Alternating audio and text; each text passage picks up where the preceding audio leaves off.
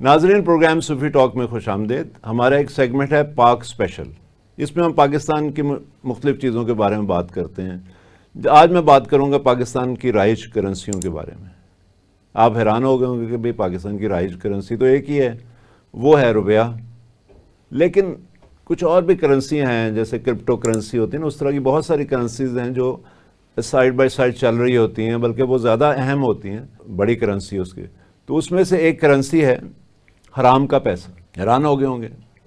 اب آیا نا آپ کے ذہن میں کہ پاکستان دنیا کے نقشے پر ابھرنے والا ایک ایسا ملک ہے جہاں حرام کا پیسہ حلال کر کے کھایا جاتا، اور وہ آپ کو پتہ ہی کیسے، اس میں سے کوئی آپ فقیروں کو دے دیں، اس میں سے کوئی چیریٹی کر دیں تو حلال ہو جاتا ہے، اور بھی طریقے بتائے جاتے ہیں بہت سارے۔ ایسے ملکوں کی تنظیم H8 کے نام سے بننی چاہیے جہاں پہ حلال حرام کا فرق ہی نہ ہو۔ ایسے ملکوں میں کوئی H8 جیسے G8 ہے نا، جس میں وہ بڑے بڑے اقتصادی طور پہ مضبوط ممالک شامل ہیں، اسی طرح سے جو حرام کھانے والے ملک ہیں، حرام پیسہ کھانے والے، ان کا H8 کے نام سے بنا دیں تو اس میں ہمیں اچھے عہدے مل سکتے ہیں، ہو سکتا ہے اس کی سربراہی ہمیں مل جائے۔ بلیک منی کو وائٹ کرنے کا کام یہاں پہ عروج پہ ہوتا ہے، ٹھیک ہے جی۔ اور حکومت نے ایسے اقدام کیے ہیں کہ سیاہ و سفید کی تمیز ہی مٹ جائے۔ یعنی پچھلے دنوں کچھ سال پہلے آپ کو پتہ ہوگا قانون آیا تھا کہ آپ پراپرٹی خرید لیں، آپ سے پوچھا نہیں جائے گا پیسہ آیا کدھر سے۔ یعنی حرام کے پیسے سے اگر آپ پراپرٹی خرید لیتے ہیں تو وہ حلال سمجھی جائے گی۔ تو کیسے خوبصورت بات ہے۔ تو اس طرح سے حرام کا پیسہ جو ہے وہ ایک رائج کرنسی کے طور پہ ہے، اور اس کو جائز کیا جا سکتا ہے کچھ کاروبار میں لگا کے۔ پھر کوئی اور آئے گی حکومت، وہ کہے کہ اسٹاک ایکسچینج میں لگا دیں، آپ سے پوچھا نہیں جائے گا پیسہ آیا کدھر سے۔ ایک زمانہ تھا کہ ہمارے ملک میں 22 خاندان تھے، یہ ایوب خان کا دور ہم سنتے ہیں کہ جی 22 خاندان تھے، اور باقی لوگ صرف گزر اوقات کرتے تھے، کوئی سائیکلیں تھیں کہ وہ پیدل چل رہے ہیں، کوئی بیچارے ٹانگوں پہ جا رہے ہیں۔ اس وقت حرام کے پیسے کا آسانی سے پتہ چل جاتا تھا، کیونکہ چند لوگ امیر تھے، باقی غریب تھے۔ لیکن آج کل یہ پتہ چلانا بہت مشکل ہے، کیونکہ حرام کا پیسہ لوگوں کے پاس ہوتا ہے، وہ کہتے ہیں جی ہمیں باہر سے ہمارے بھائی بھیج رہے ہیں، ہمارا پھپھڑ بھیج رہا ہے۔ تو بہت سارے ان کے پاس طریقے ہیں حرام کا پیسہ حلال کر کے شو کرنے کے اور اس کو بچانے کے، اور کچھ ہمارے جو قوانین ہیں، ہمارے حکمران ان کو ایسا موقع دیتے ہیں کہ وہ اس کو آسانی سے حلال کر سکیں۔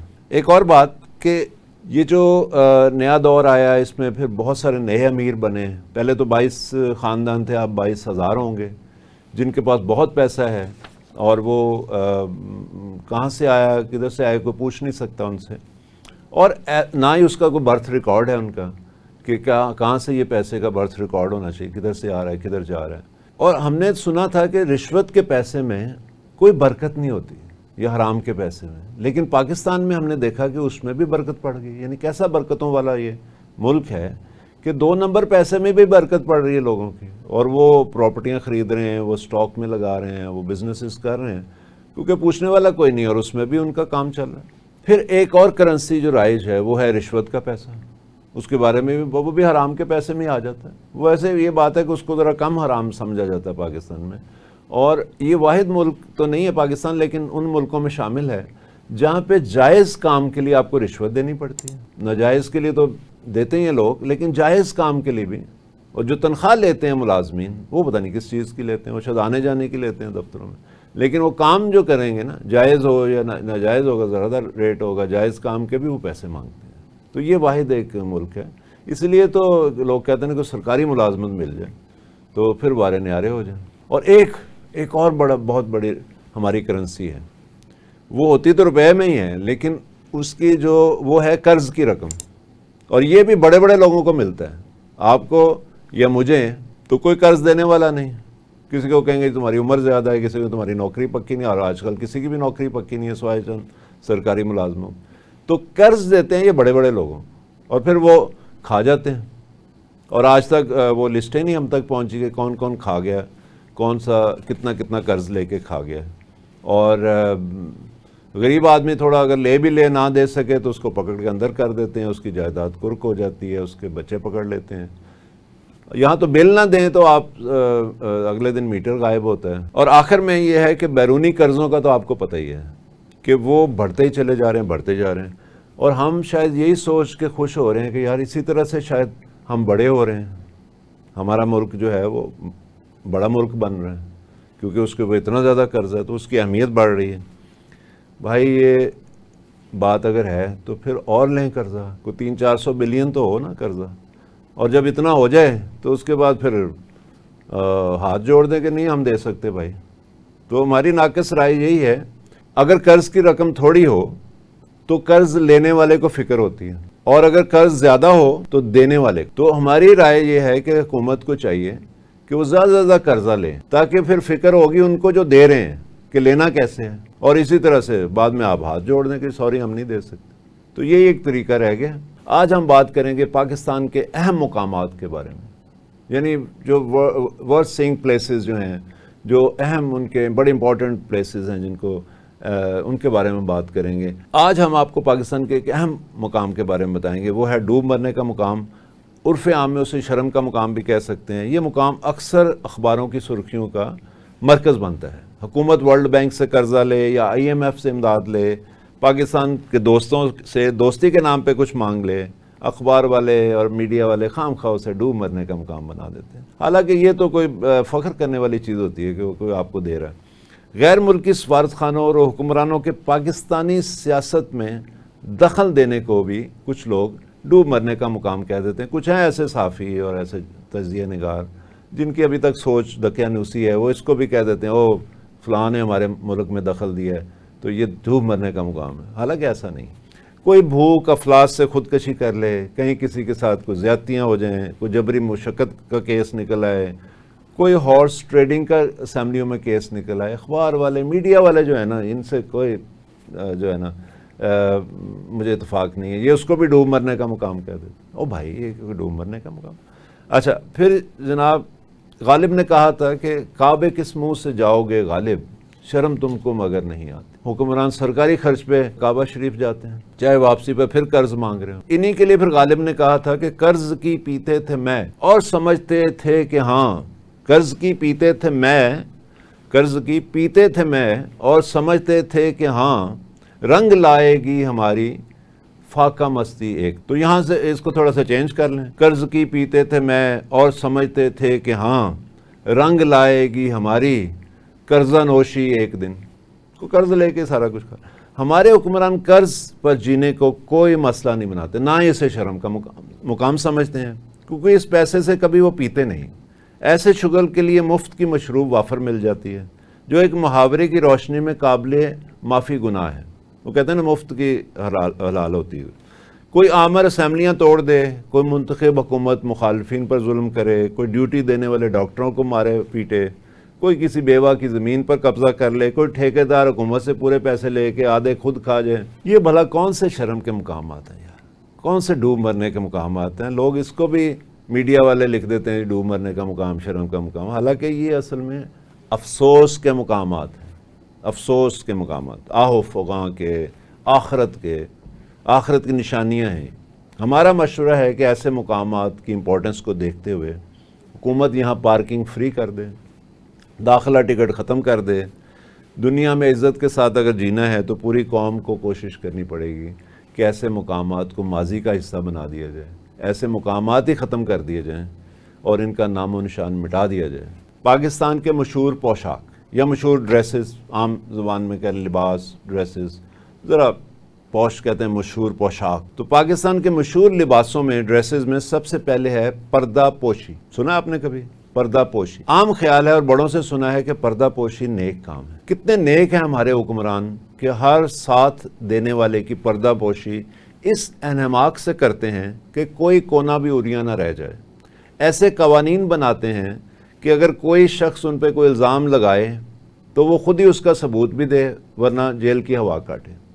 تو پردہ پوشی کے لیے حکمران ایسے ایسے قانون بناتے ہیں کہ لوگوں کی پردہ پوشی ہو, خاص طور پر ان لوگوں کی جو ان کا ساتھ دے رہے ہیں, جو ان کے ساتھ ہیں, ووٹ ڈال رہے ہیں, ان کو پیسے دے رہے ہیں یا ان کی سپورٹ کر رہے ہیں. ان کی تو پردہ پوشی کو کمال کرتے ہیں. وہ خود یہ کسی پر بھی الزام لگا کے برسوں اندر کر دیں, اس کو جیل کروا دیں, ان کو کوئی پوچھنے والا نہیں, غائب بھی کر دیں تو کوئی مسئلہ نہیں. پردہ پوشی اگر نیکی ہے اور ہے نیکی تو اس سے سب کو سرفراز کریں. یہ تو نہیں کہ جو ساتھ دے وہ اس کی پردہ پوشی کریں اور جو مخالفین ہوں ان کے کپڑے آپ اتارنے شروع کر دیں. دیکھیں سیاست میں کوئی مستقل حامی یا مخالف نہیں ہوتا. کسی کو بدنام اور رسوا کر کے آپ کو کیا ملے گا؟ جو کوئی کروڑوں اربوں کھا گیا اس کو بھول جائیں، اور جو ابھی کھا رہا ہے اس کو روکیں تاکہ وہ جہنم کی آگ سے بچے. آئندہ آنے والی نسل میں ایسا ضمیر پیدا کریں کہ پردہ پوشی کی نوبت ہی نہ آئے. اور ایک اور لبادہ آپ کو بتاؤں گا، پوشاک پاکستان کی مشہور، وہ ہے شرافت، روحانیت اور انسانیت کے لبادے. یہ کمال چیز ہے، شرافت، روحانیت اور انسانیت کے لبادے. وہ دن گئے کہ چور ننگ دھڑنگ جسم پر تیل مل کر رات کی تاریکی میں لوٹا کرتے تھے. آج کل چور ڈاکو بڑے مہذب ہو گئے، دے آر ویل ڈریسڈ، اور کوئی نہ کوئی چیز لبادہ پہن کر لوٹتے ہیں. آپ نے اکثر اخباروں میں سنا ہوگا کہ فلاں نے روحانیت کا لبادہ اوڑھ کر یہ کر دیا، فلاں نے فلاں لبادہ اوڑھ کے یہ کر دیا. ایسے لبادے نہ ہوں تو چور ڈاکو بالکل اریاں ہو جائیں، معاشرے میں ننگے ہو جائیں، پھر ان کو پکڑنا مشکل ہو جائے گا. کیونکہ وہ کہتے ہیں نا پنجابی میں، جنہیں لال ہی لوئی ادا کی کرے گا کوئی. اسی دعا کے ساتھ کہ ہمیں پردہ پوشی کی ضرورت ہی نہ پڑے، ہمارے اعمال ہی ایسے ہوں کہ ہمارا ضمیر ہمیں ملامت کرے، ہم ایسے کام ہی نہ کریں. آج ہم بات کریں گے پھل کے بارے میں، پاکستان کے مشہور پھل. تو سب سے پہلے جو پھل ہم بات کریں گے وہ ہے آم. تو آپ نے سنا ہوگا آم کھاؤ پیڑ نہ گنو. پاکستان میں لوگ آم بھی گن کر نہیں کھاتے ہیں، پیڑ کہاں سے گنیں گے؟ ڈاکٹر لوگ آموں کو دیکھ کر بہت خوش ہوتے ہیں، کیونکہ اگر یہ نہ ہو تو شوگر کے مریض آنے بند ہو جائیں، کیونکہ ابھی تک شوگر فری آم مارکیٹ میں نہیں آئے. آموں کا ذکر ہو اور مرزا غالب اور نواب زدہ نصر اللہ خان کا ذکر نہ ہو تو یہ کسی قومی المیہ سے کم نہیں. اور ہماری قوم پہلے ہی المیوں سے نک و نک آ چکی ہے، تو اس لیے بہتر ہوگا کہ ان کا ذکر پہلی فرصت میں کر لیا جائے.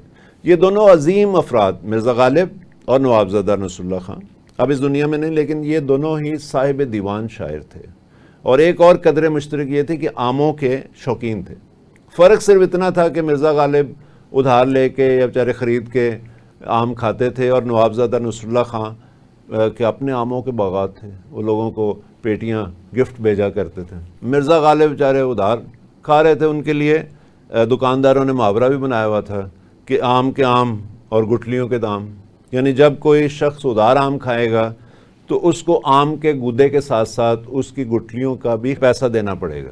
اور یہی ہوا ہمارے ساتھ کہ ہمارے جو پاکستان پہ جو قرضے چڑھے اربوں ڈالر اور ان پہ بھاری سود آیا، تو وہ اس بات کا جیتا جاتا ثبوت ہے کہ آم کا گودا تو کھا گئے صاحب اقتدار لوگ جو ایوانوں میں بیٹھے ہوئے تھے، جو اقتدار کی کرسیوں پہ بیٹھے ہوئے تھے، اور باقی قوم جو ہے وہ آج تک گودے کا بھی دے رہی ہے اور گٹلیوں کا بھی پیسہ دے رہی ہے سود کی شکل میں. تو یہ وہی ہوا قوم کے ساتھ جو ایک لطیفے میں کچھ نئے نئے زمیندار بننے والے بھائیوں نے ایک راہگیر کے ساتھ کیا تھا کہ ہور چوپو. اسے خیالی فصل کاٹنے کے الزام میں پیٹ ڈالا. ہماری قوم نے بھی ان میں سے $1 نہیں کھایا جو اربوں ڈالر انہوں نے لیے ہیں، لیکن گھر بیٹھے بیٹھے مقروض ہو گئے. ہر بچہ جو ہے وہ کئی لاکھ کا مقروض ہے.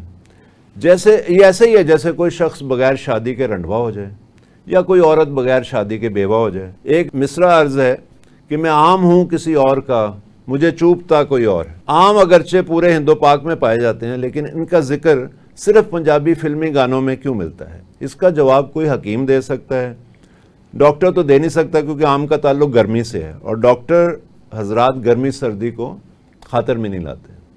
جب سے ملکہ ترنم نے آم کھا کر گرمی ہونے کا ذکر کیا ہے، یورپ اور دیگر سرد ممالک سے آم کی ڈیمانڈ بڑھ گئی، تو سارا آم جو ہے وہ ایکسپورٹ ہو جاتا ہے، اس سے ہمیں ڈالر ملتے ہیں. خاص طور پہ وہاں پہ جو عمر رسیدہ لوگ ہیں، خواتین و حضرات، وہ آم بڑے شوق سے کھا رہے ہیں. اور وہ وقت دور نہیں کہ پاکستانی جو سائنٹسٹ ہیں آم سے گرمی کا ست نکال کر نئے کیپسول ایجاد کر لیں اور نوبیل پرائز کے حقدار بن جائیں. کیونکہ سنا ہے کہ نوبیل پرائز جو ہے اس کی جو کمیٹی ہوتی ہے دینے والی، وہ بھی 60 سے اوپر کے لوگوں پہ مشتمل ہوتی ہے. تو ان کو اگر فائدہ ہوا تو ظاہر ہے نوبیل پرائز پھر پاکستان کے حصے آئے گا. اور اگر پسندیدہ مشروبات پر پہلے پابندی لگ گئی ہوتی، ممنوع مشروب کے ذکر کے بجائے فیض صاحب یوں لکھتے، آئیں کچھ آم اور کچھ کچی لسی آئے. ناظرین، اس کے ساتھ ایک اور پھل کا میں ذکر کروں گا پاکستان میں، وہ ہے کیے کا پھل. تو ہمارے ہاں یہ پھل ہر ایک کو کھانا پڑتا ہے، عوام ہوں یا خاص لوگ، مالک ہوں یا نوکر، صدر ہو یا وزیر اعظم. کئی دفعہ یوں بھی ہوتا ہے کہ کرتا کوئی اور ہے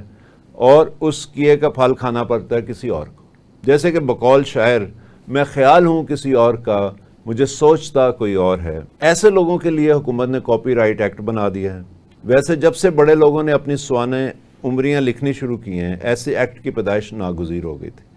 ایسا ضرور ہوتا ہے کہ آپ جس کسی کو بھی اپنا سمجھ کر پروموٹ کرتے ہیں وہی آپ کی حکومت کے خاتمے بالخیر کا سبب بنتا ہے۔ جانے کیوں لوگ احسان کرتے ہوئے نہیں ڈرتے کہ اس کا انجام کیا ہونے والا ہے۔ کیے کا پھل کھا کر جلا وطن ہونے والے اسے پردیسی کالا نمک لگا کر ہضم کرنے کی کوشش کرتے ہیں، 9-10 سال میں ہاضمہ درست کر کے واپس آ جاتے ہیں۔ اس کی مثالیں آپ کے سامنے ہیں موجودہ حکمرانوں کی شکل میں، لیکن نمک کے زیادہ استعمال سے ان کو تھوڑی سی بلڈ پریشر ہو جاتا ہے۔ دوسری جانب ملک میں اسٹیبلشمنٹ کی نمک حلالی کرنے والوں کو یہ جو نگران وزارتیں ہیں، وزارت عظمیٰ سے لے کے اور وزارتیں مل جاتی ہیں، اور وہ کئی مہینے وہ کرتے رہتے ہیں حکومت، اور حکومت سے نکلنے کے بعد پھر وہ نگران حکومت سے نکلنے کے بعد پھر وہ حکومت میں آ جاتے ہیں۔ یہ اس کی مثال آپ کے سامنے محسن نقوی صاحب کی ہے، اور وہ کرکٹ بورڈ بھی ان کو مل جاتا ہے۔ تو بھائی کیے کے پھل کی منفرد خوبی یہ ہے کہ یہ باہر سے میٹھا ہوتا ہے، اندر سے کھٹا ہوتا ہے۔ باہر سے میٹھا، اندر سے کھٹا۔ کھانے والوں کو چھلکا اور گٹھلی بھی نگلنی پڑتی ہے تاکہ وزاداری بھی قائم رہے اور کسی کو خبر نہ ہو۔ اور ایک آخر میں ایک پاکستان کا مشہور پھل ہے بیر۔ آپ سمجھ رہے ہوں گے وہ والا بیر نہیں جو درختوں پہ لگا ہوتا ہے، یہ ہے بیر۔ ہمارے ہاں پرانے بیر نکالنا اور ان کے لیے جان لینا یا دینا مقبول ترین مشغلہ ہے۔ جب تک مخالفین کے ایک دو ڈھیر نہ کر دیے جائیں، بیر پالنے کا مزہ ہی نہیں آتا، نہ ہی غصہ ٹھنڈا ہوتا ہے، مائیں دودھ نہیں بخشتی۔ مال والے تگڑا وکیل کر کے یا گواہوں کو ڈرا ڈرو کے عدلیہ سے بچ جاتے ہیں، لیکن بالآخر مخالف پارٹی کے جو بیر کا نشانہ بن جاتے ہیں، کیونکہ ان کی زندگی کا مقصد یہ ایک ہوتا ہے، یعنی بیر پالنا۔ یہ پرانے بیر سالوں سے کھائے جا رہے ہیں، بالخصوص جو ہمارے دیہاتی ہیں۔ اب تو شہروں میں بھی گینگ وار شروع ہو گئی ہے، وکیلوں، تھانوں، کچہریوں اور عدالتوں کی طرف لگی رہتی ہے۔ اس لیے ان کے حالات ہمیشہ ایسے ہی رہتے ہیں کہ ان کے بچے بیریوں کے بیر کھا کر سیبوں کے مزے سے لطف اندوز ہوتے ہیں۔ اچھا کھانا اور اچھا پہننے کے کئی شوقین حالات بگڑنے پر دھوتی باندھے درختوں پر بیر کھاتے ہوئے نظر آتے ہیں۔ تو بھائی چھوڑ دو یہ جو بیر آپ نے پالے ہوئے ہیں، اور ان کا نتیجہ یہی ہوگا کہ پھر آپ کے بچے جو ہیں بیچارے وہ درختوں پہ جا کے چوری چوری بیر کھائیں گے۔ تو آپ ادھر توجہ دیں، بچوں کے اوپر توجہ دیں، اپنے بیر مخالفت دشمنیاں ختم کریں اور کوئی کام کرے، کوئی دھندا۔ اس ملک میں کوئی کمی ہے؟ آپ یہی انرجی ادھر لگائیں کاموں کی طرف، تو بڑا پیسہ ہے ادھر، تو کیا ضرورت ہے بیر پالنے کی، ایک دوسرے کو گولیاں مارنے کی۔ آج ہم بات کریں گے پاکستان کی خارجہ پالیسی کے بارے میں۔ تو آپ کو پتہ ہے کہ پاکستان جو ہے وہ دنیا کا 5واں بڑا ملک بھی ہے، اور ایک ایٹمی طاقت ہے، اور ایک اہم ملک سمجھا جاتا ہے، اور اس کے پاس بہت سارے ذخائر ہیں، بہت سارے 25 کروڑ 30 کروڑ کی آبادی ہے یہاں پہ۔ تو اس کی خارجہ پالیسی کیا کہتی ہے، اس کے بارے میں آج بات کریں گے۔ جیسا کہ آپ جانتے ہیں، خارجہ پالیسی بیمہ پالیسی کی بڑی بہن ہے۔ اگر آپ کی خارجہ پالیسی خارجی طاقتوں کے عین مطابق ہوگی تو آپ کی بیمہ پالیسی بن جاتی ہے۔ یہ میں حکمرانوں کی بات کر رہا ہوں کہ حکمران اگر خارجہ پالیسی خارجی طاقتوں کے زیر اثر رکھیں تو ان کی بقا جو ہے اس کی ضمانت مل جاتی ہے، یعنی آپ کی جان، مال، عزت، شہرت سب کا بیمہ ہو جاتا ہے اور ضمانت مل جاتی ہے کہیں سے جن کی بات آپ سن رہے ہوتے ہیں۔ یوں تو ہر سیاسی پارٹی کو اپنی خارجہ پالیسی کا اعلان الیکشن سے پہلے اپنے منشور میں کرنا چاہیے اور الیکشن کے بعد اس پر عمل کرنا چاہیے، لیکن ہمارے ہاں خارجہ پالیسی بھی خارجی دباؤ یعنی بیرونی امداد کے ساتھ ایک پیکج کی صورت میں آتی ہے۔ یعنی ہم کوئی آزاد خارجہ پالیسی اپنا نہیں سکتے، وہ پیکج کی صورت میں آتی ہے، وہ IMF اور دوسرے ادارے ہمیں ڈکٹیٹ کرتے ہیں۔ چند بلین ڈالرز کے لیے، اب یہ اتنا بڑا ملک آپ دیکھیں جس میں 30 کروڑ عوام ہیں، ان کے وسائل ہیں، اور پتہ نہیں کون کون سی معدنیات ہیں یہاں پہ، اور کیا کیا فصلیں ہوتی ہیں یہاں پہ، اور کیا چیز ہے جو یہاں نہیں ہے، لیکن اس کے باوجود صرف چند بلین ڈالر، اور آگے چل کے کسی وقت میں آپ کو بتاؤں گا کہ ہم کتنے ہی بلین ڈالر جو ہیں وہ کما سکتے ہیں، لیکن ادھر توجہ ہی نہیں حکومت۔ تو چند بلین جب آدمی کو مانگنے کی عادت پڑ جائے ایسا کرنے کی، تو پھر وہ کام کا نہیں سوچتا، وہ صرف سوچتا ہے کہ یار مانگنا کدھر سے۔ تو چند بلین ڈالر کے لیے ہماری حکومتوں کو خارجہ پالیسی بھی درآمد شدہ استعمال کرنا پڑتی ہے، چاہے وہ عوام کو قابل قبول ہو نہ ہو، چاہے وہ ملک کے مفاد میں ہو نہ ہو، یعنی امپورٹڈ خارجہ پالیسی. تو جیسے ہم بہت ساری چیزیں امپورٹ کر رہے ہیں، اپنی انڈسٹری ہم نے تباہ کر لی ہے ساری، اور ہر چیز جو ہے وہ امپورٹڈ ہے، تو ہماری خارجہ پالیسی بھی امپورٹڈ ہے. اور یہ امپورٹڈ پہ اگر آپ عمل نہ کریں تو کیا ہوگا کہ وہی جو خارجی طاقتیں ہیں وہ عوام کے اندر ایسا ماحول پیدا کر دیں گی کہ عوام جو ہیں وہ احتجاج پہ اور دھرنوں پہ اور پہ مجبور ہو جائیں گے، کسی طرح سے ان کو اکسایا جائے گا، اور وہ طاقتیں، خارجی طاقتیں جو ہیں ہمارے اندرونی معاملات میں دخل دے کر حکومت کو مجبور کر دیں گے کہ وہ ان کی بات مانے. اگر ہمیں اپنی خارجہ پالیسی کو آزاد کرنا ہے تو سب سے پہلے ہمیں ڈالروں کا بندوبست کرنا پڑے گا. ڈالر مانگنے نہیں آپ نے خود ڈالر کمانے ہیں. ٹھیک ہے نا جی؟ جیسے بہت سارے ہمارے بچے جو ہیں وہ آج کل انٹرنیٹ پہ کام کر رہے ہیں، وہ دن رات محنت کر رہے ہیں اور ڈالر کما رہے ہیں ملک کے لیے. ان کو آپ فیسیلیٹیٹ کریں، بجائے کہ ان کا نیٹ سلو کر دیں. بھی آپ اپنی لڑائیاں جو ہیں، اقتدار کی جو کشمکش ہے، وہ سارا وہ آپ ایک طرف کریں. ڈیلیں جو بھی کرنی ہیں آپ آرام سے آپس میں ڈیل کریں، عوام کو تنگ نہ کریں. بچے ڈالر کما رہے ہیں، جو خواتین جو گھر بیٹھے ہوئے لڑکے لڑکیاں، اور جو ٹیچرز بیٹھ کے آن لائن ٹیچنگ کر رہے ہیں، کوئی کنٹینٹ رائٹنگ کر رہا ہے، کوئی جو ہے وہ کسٹمر ڈیلنگ کر رہے ہیں وہاں پہ. امریکہ ان کے کلائنٹس ہیں، یورپ میں ہیں، آسٹریلیا میں، کینیڈا میں. ان کو کام کرنے دیں، ان کو ڈالر کمانے دیں، ان کا رزق نہ چھینیں. اور بہت سارے اور طریقے ہیں. زیادہ دور نہ جائیں تو انڈیا کی طرف چلے جائیں. انڈیا کی صرف فلم انڈسٹری جو ہے وہ بلینز آف ڈالرز ان کو کما کے دے رہی ہے، اور ہم نے اپنی فلم انڈسٹری تباہ کر لی. یعنی وہ چیز جسے ہم بالکل ناکارہ اور فضول سمجھتے ہیں، اگر اس پہ بھی تھوڑی محنت کر لی جاتی. اور مجھے تو امید تھی کہ نواز شریف تو خود بھی اداکار بننا چاہتے تھے یا رہے ہیں، اور ان لوگوں نے کوئی اس پہ کام کرتے اور وہاں سے بھی ہمیں ڈالر آ جاتے. تو کتنی چیزیں ہیں جہاں سے ڈالر آپ کما سکتے ہیں. دوسرا، ہنڈی کا کاروبار. جب ہنڈی کا کاروبار چلے گا تو ڈالر میں آپ کبھی خود کفیل نہیں ہو سکتے، کیونکہ جتنا پیسہ باہر سے آنا اگر وہ ہنڈی کے ذریعے آئے گا تو آپ کبھی خود کفیل نہیں ہو سکتے. آپ کی خارجہ پالیسی کبھی آزاد نہیں ہو سکتی. تو سب سے پہلے ہمیں خود سوچنا ہے، جو لوگ اپنے آرام کے لیے یا تھوڑے سے زیادہ پیسوں کے لیے ہنڈی پہ کرتے ہیں، وہ ہنڈی کا استعمال کرنا بند کر دیں.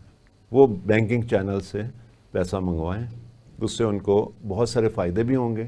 بڑا فائدہ یہ ہوگا کہ ہماری خارجہ پالیسی آزاد ہو جائے گی. آخر میں یہ کہنا چاہتا ہوں کہ کچھ حکومتیں خارجہ پالیسی کو اندرونی معاملہ ہی نہیں سمجھتی. وہ کہتے ہیں اس کا عوام سے، پارلیمنٹ سے کوئی تعلق نہیں ہے. یہ ہم کچھ بڑے جو اوپر بیٹھے ہوئے ہیں انہوں نے فیصلہ کرنا ہے جی کہ کس ملک کے ساتھ ہم نے تعلقات رکھنے ہیں، ہماری خارجہ پالیسی کیا ہوگی، ہم نے دنیا میں کس بات پہ سٹینڈ لینا ہے، کس بات کیسے تعلقات رکھنے ہیں ہمسایوں کے ساتھ یا دوسرے ملکوں کے ساتھ. اس کا تعلق عوام سے کوئی نہیں ہے، اس کا تعلق پارلیمنٹ سے نہیں ہے، ایون کیبنٹ سے وہ نہیں پوچھتے. تو یہ چیزیں بدلنے کی ضرورت ہے. خارجہ پالیسی ایک اندرونی معاملہ ہے، اور اس کو سب سے پہلے آپ نے اپنے گھر میں فیصلہ کرنا ہے کہ کس کے ساتھ ہم نے کیسا رویہ. ویسے تو سب کے ساتھ ہی دوستانہ رویہ ہونا چاہیے، لیکن کیسے موقع پہ کیسے ریئیکٹ کرنا ہے، اس پہ پارلیمنٹ اور عوام کی رائے جاننا بہت ضروری ہے. تو آئیے آج ہم عہد کریں کہ ہماری جو خارجہ پالیسی ہے وہ ایک دو اوپر بڑے بیٹھ کے اس کا فیصلہ نہیں کریں گے. آئندہ آنے والے الیکشنز میں جو خارجہ پالیسی کوئی بتاتا ہے اس کو غور سے سنیں، اور اس کو عمل پیرا ہونے کے لیے قانون بنائے جائیں کہ جو بھی وہ الیکشن میں ہمیں بتاتے ہیں اس پہ عمل بھی کیا جائے گا. جب سے پاکستان بنا ہماری یہی ابھی تک ہم فیصلہ نہیں کر سکے کہ ہماری پوزیشن کیا ہے.